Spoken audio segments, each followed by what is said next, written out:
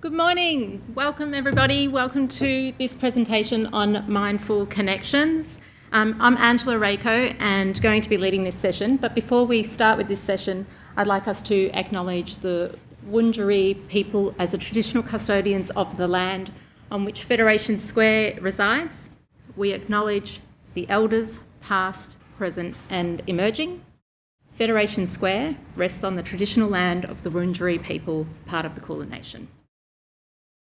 So what we're going to go through this morning, and I also just want to acknowledge and say thank you for joining this presentation, because obviously this isn't tech, this is about people. And I know that you're here for tech, but you are a person and you are important, and so are the people that you lead. And so thank you for taking time to be mindful in recognising the importance of mental health in remote work. So we're going to go through, and I'm going to do a brief introduction on who am I, going to establish some common ground around mental health and mental health awareness, and then go through some strategies that we as employees, leaders and employers can adopt in a remote work culture. And then we're going to end with a recap and some questions. And if we're lucky enough to get some time, I'd like to end off on a mindful activity. So who am I? I started in the digital space in 2021. I have 26 years working in aged care, disability, mental health. And so for those of you that are thinking, well, jeebus, she doesn't look that old. Thank you. My current role at Salsa Digital is Chief Heart Officer. So that's all things people and culture. And I'm also taking Salsa Digital through a process of organisational transformation. So rolling out a new organisational structure, because in listening to what our people said they want and they needed, but also rolling out an OKR framework. If I'm not busy working at Salsa Digital or on the sidelines of a soccer pitch watching my three beautiful children play a sport that they love, you'll catch me either on a run, walking my dog down the beach, in a yoga or Pilates class, or perhaps doing some what my husband calls concoction with my essential oils. So I don't know a lot about tech. Tech actually hurts my brain, but people is my thing. So let's establish some common ground. Who here is an employee? Who here is a leader? Hands up, we're all leaders. Who here is a manager? Yep. And who here is an employer?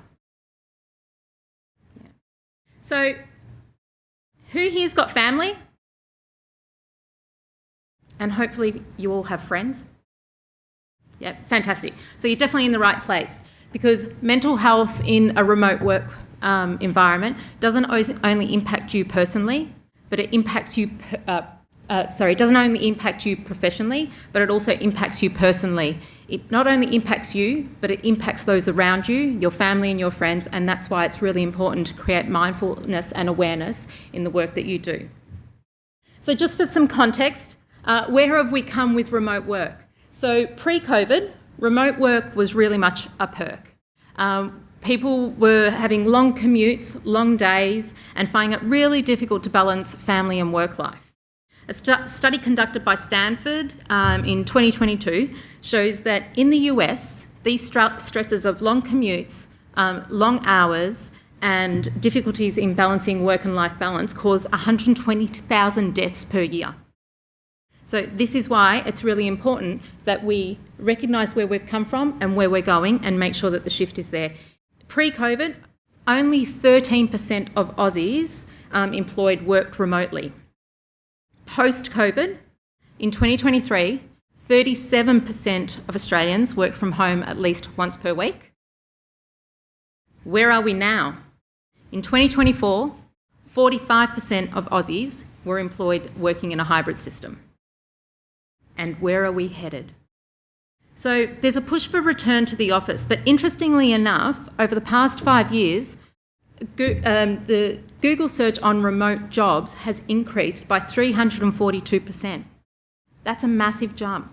And so that tells us that where we're going is that remote work, hybrid working is here to stay. And so we need to be mindful in how we adopt and roll out and embrace remote working, ensuring that our mental health is a top priority.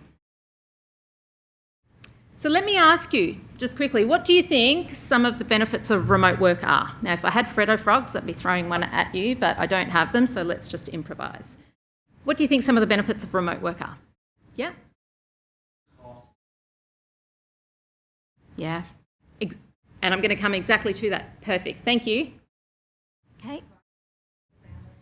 Yeah, providing support for family from home. And we know that these are some of the things that were some of the contributors to the stresses pre-COVID. Anyone else? Yeah? Yeah. Yep. You've got this, Matt?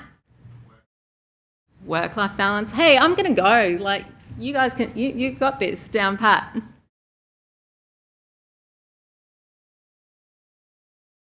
Yeah, and that's exactly right. And so also flexibility. So, 9 to 5 out the door, people can work when they're most productive. So, for example, I know myself, I'm most productive from the hours of 6 till 9 in the morning, smash that work out. And so being more productive, so that's a benefit for employers. Reduce commute time, someone said. And so 41% of people that were surveyed in a recent survey that was conducted said that avoiding commute was one of their main motivators for remote work. And we know that remote workers save, on average, between $2,000 to $5,000 a year for remote work. So that's got to be a benefit. Improved work-life balance, up the back there. Someone said improved work-life balance, and Kate, you mentioned it as well. So balancing the needs of family and still being able to work. 45% of respondents in a recent survey said that they've got improved work-life balance since working remote. And increased productivity. A recent study that was conducted, 39% of people part of that study said that they're more productive, less office noise, and more ability to focus. And someone was talking about the environment, being able to make your working environment more conducive to you. If you don't want the heater on, if you want the heater off, if you need the music in the background, whereas when you're in an office space, that's a bit more difficult to manage. And financial benefit. Remote workers save, on average, $2,700 between lunches and coffees a year. So there's the financial benefit there. Wider talent pool and wider opportunity to work opportunities. So that's a benefit for us, and also sustainability. So less commuting means less traffic congestion, but it also means less carbon emissions. And business continuity. Surely you've all heard the word pandemic. Yeah?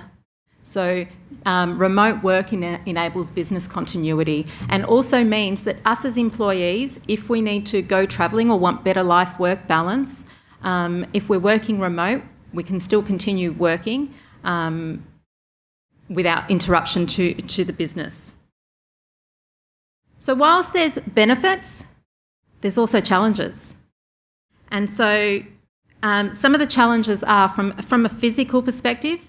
So 54% of remote and hybrid workers report a decrease in movement. 54% say that there's decreased movement by 50%. So on average, it's 16 steps from bed to workspace. If you walk into your car, it's more than 16 steps. If you walk into the train station or the bus stop, it's more than 16 steps. Also, there's no walking over to a colleague to have that conversation. So what this means is that there's a decrease in mobility, and often we work through the day. We're not mindful enough to stop and take that break because we're just so focused on getting the work done. So decreased mobility means that this has an increase on our body aches and pains. Pain is a real thing and does have a negative impact on our mental health. So if we're not moving as much, the impact on our body, but also less physical activity leads to more cardiovascular disease, onset of diabetes and blood clots. There's also, if we're not moving and getting outside, reduced vitamin D levels. Vitamin D has a direct correlation and impact on depression, anxiety, tiredness, fatigue, and poor sleep. So less physical activity does interrupt in our sleep. So the disconnect from a social wellbeing perspective, 48% of remote workers say they do not get the emotional support they need in a remote setting from their employees. And I can see you nodding over there. So this is real. So you're not alone, though. You're one of those 48%. And, sorry, I went back a bit. And 32% of workers say the remote work is lonely. Loneliness leads to isolation. Loneliness leads to depression. From a mental wellbeing perspective, challenges of remote work, people say that they have difficulty disconnecting between work, that you're always on. Managing family and household distractions. Ever been in a Zoom meeting and one of your kids runs in? It's like, oops, sorry. So, whilst we need to be accommodating, there are times where this can be quite stressful for us. So that's another challenge. And information overload. Balancing Slack message after email, after phone call, excessive Zoom meetings. So this becomes, adds mental strain on us as individuals. Burnout. The feeling of always having to be on can cause stress and lack of recovery time, and that constant connectivity. And a report that was released on the state of remote work in 2022 say that 61% of people say they are in more meetings in a remote setting than when they're on site. 65% of people say they work more hours remote than when they're in the office.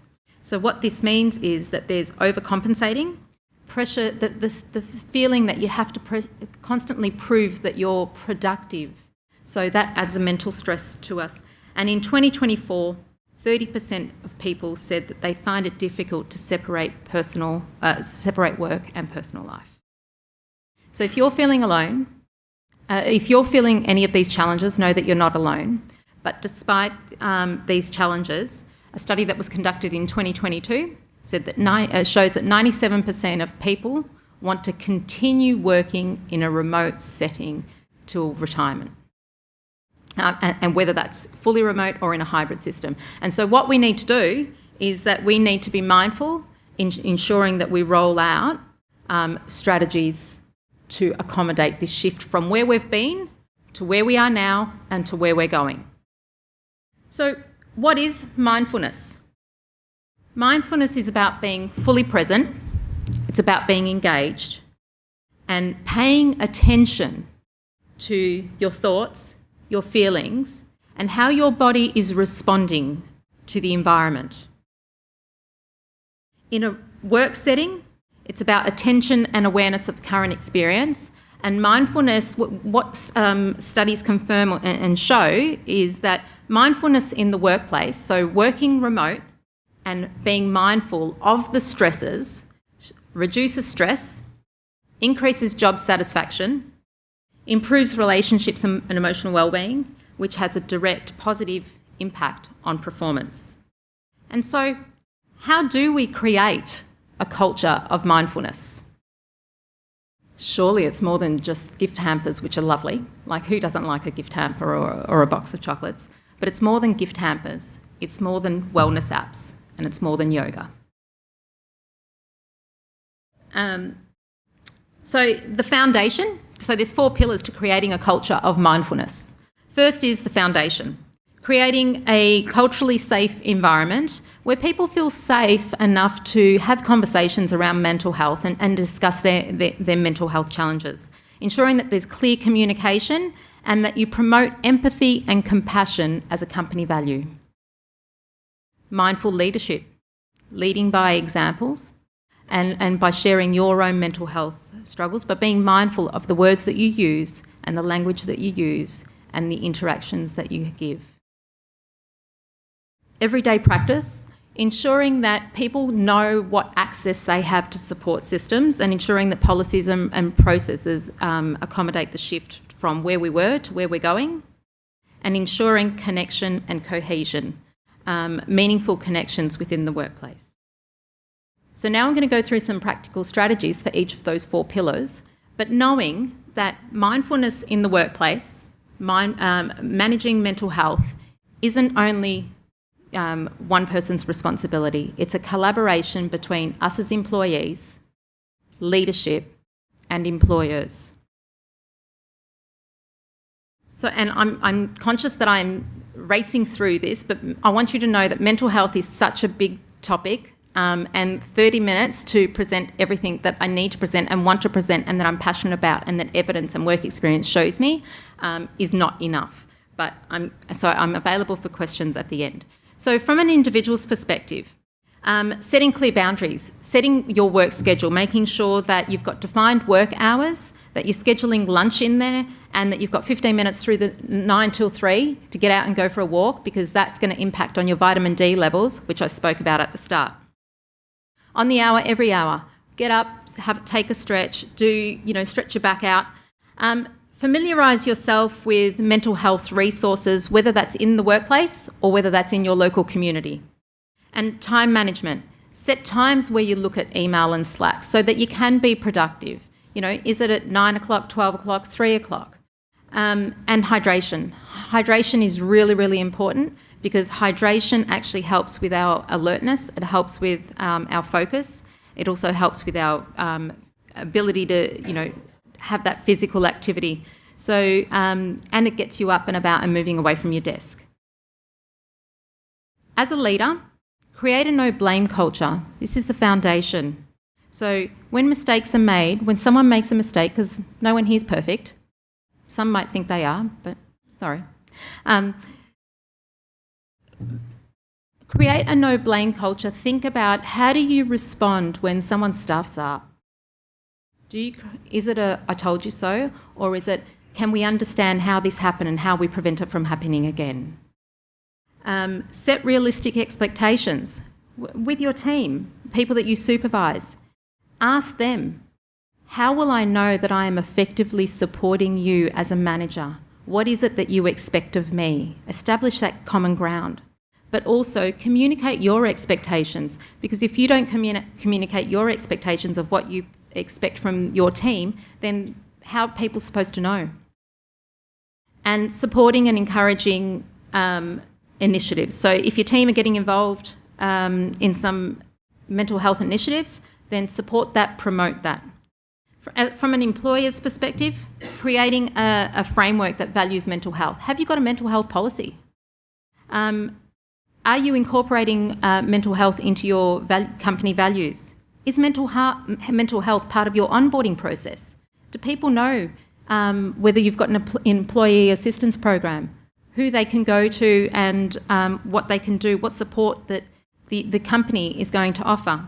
Is there a wellness budget that your company offer your leaders to enable to execute on when they feel the need for?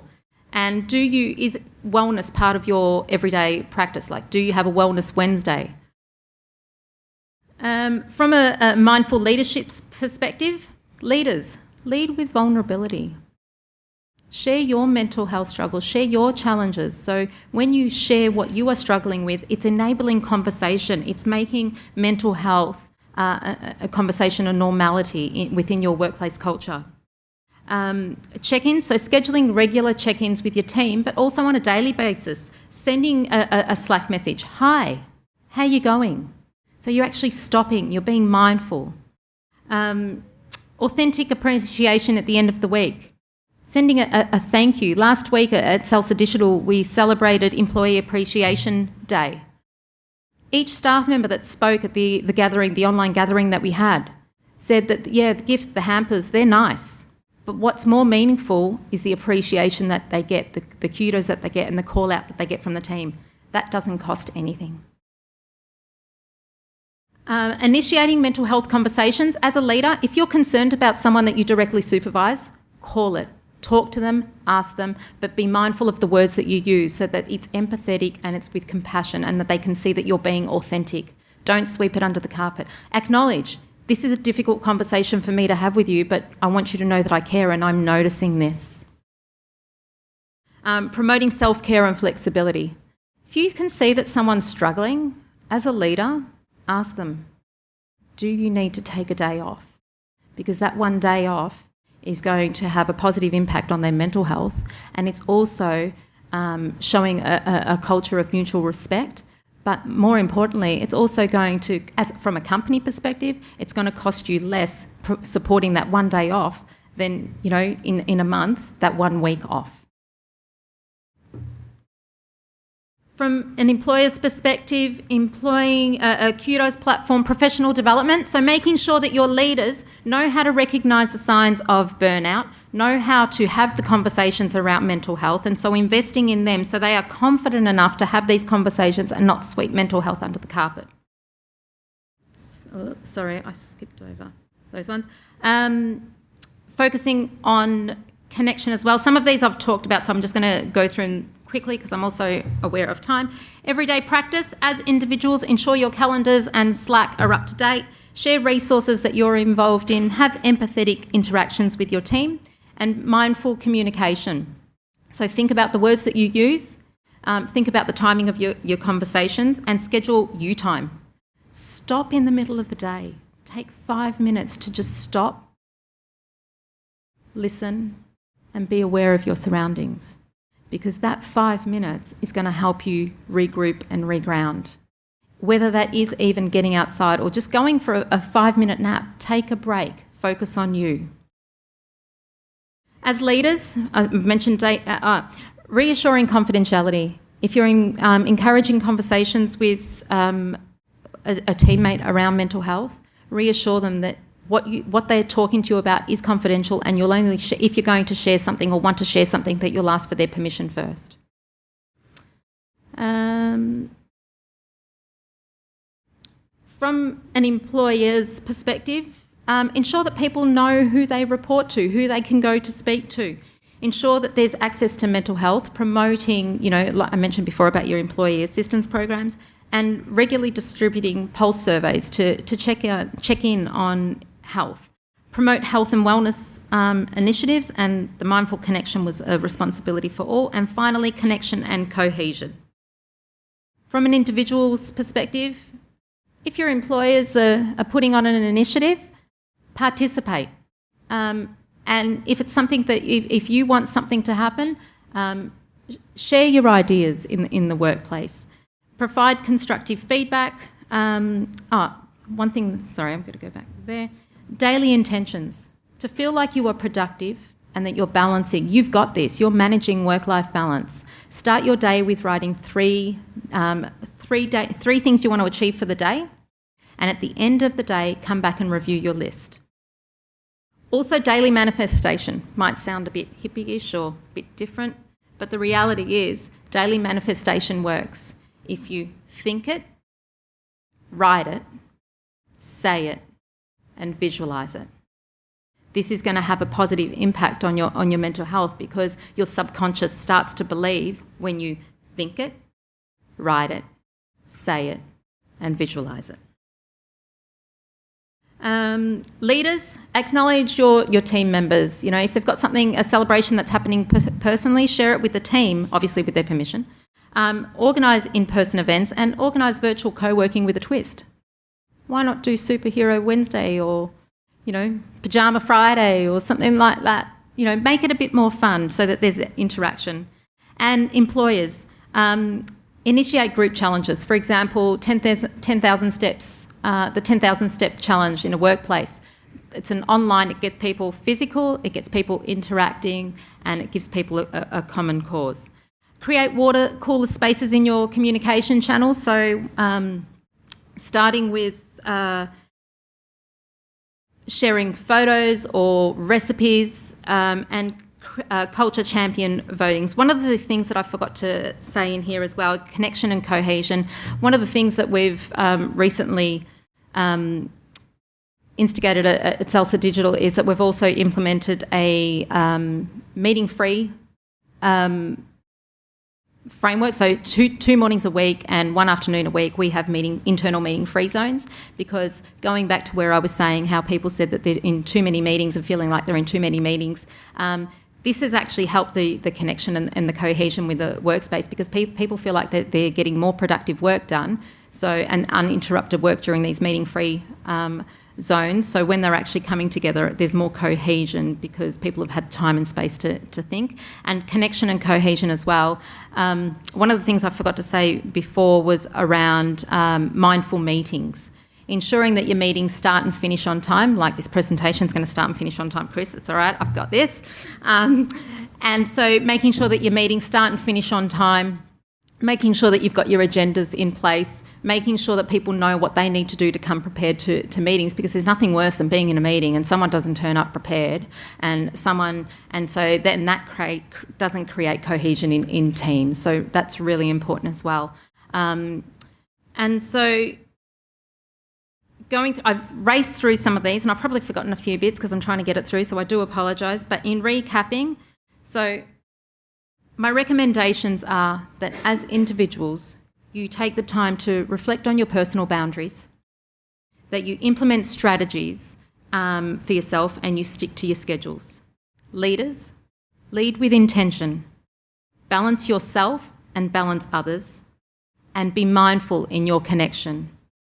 And employers, create a framework, a mental health framework, conduct a gap analysis, execute on that analysis, and take the time to reflect. Because by doing this, we actually create mindfulness in a remote setting, which contributes to positive mental health outcomes for everyone. Questions?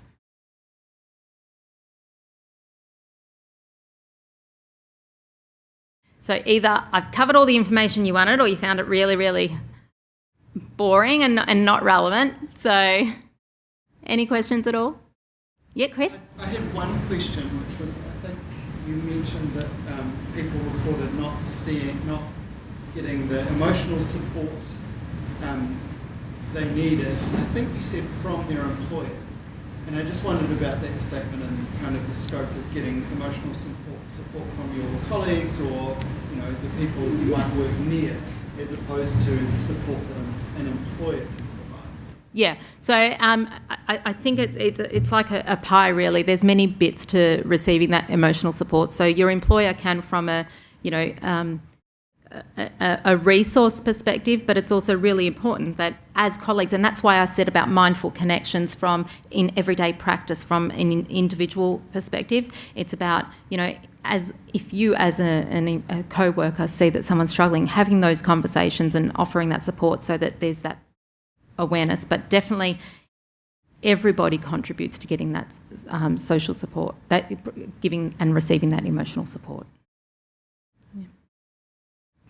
How long have I got? Okay. Yep.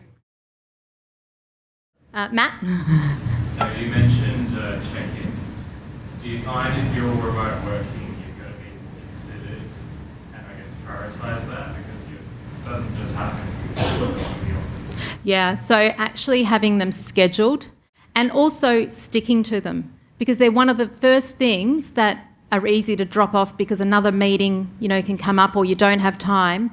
But what does that say to people about you as a leader valuing them if that's what's being cancelled or rescheduled? Now, there's going to be times that is going to happen because meetings get rescheduled, but it's that acknowledgement, not just sending through a meeting cancellation, putting a note or explaining, providing context to people about why that, and if you need to reschedule it, making it as close as possible to the rescheduled time.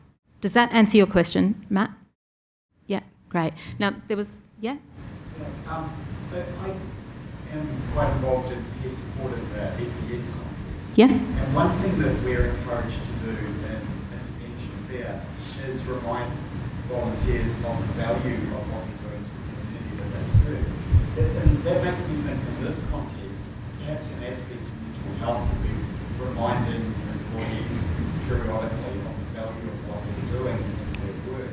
Yeah, absolutely. And that's why, particularly in your check-ins, it's acknowledging and thanking people, actually stopping. Thank you for the contribution that you've made this week, or that you bring, and for the personal qualities that you bring as well. And also, when you're doing those check-ins, something that's really important is don't just make it work-related, because people bring their whole self to work.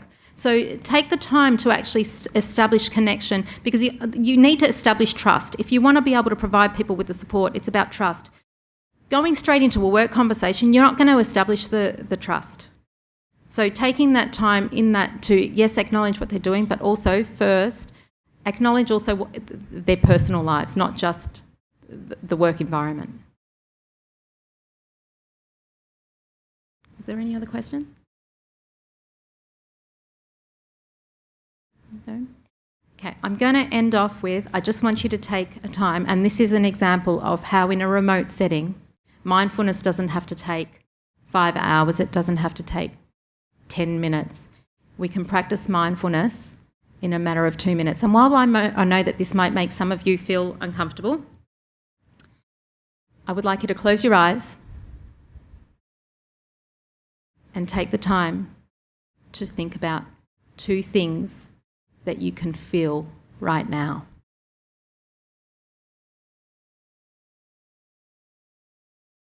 Think about 2 things that you can hear that you might not have heard if you weren't mindful and stopping to actually listen.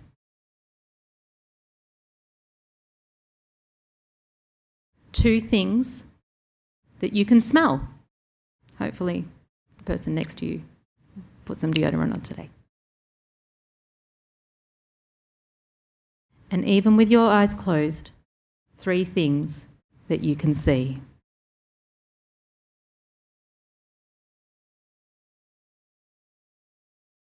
Okay. So that there in itself, going back to our definition of mindfulness, you actually took the time to be present.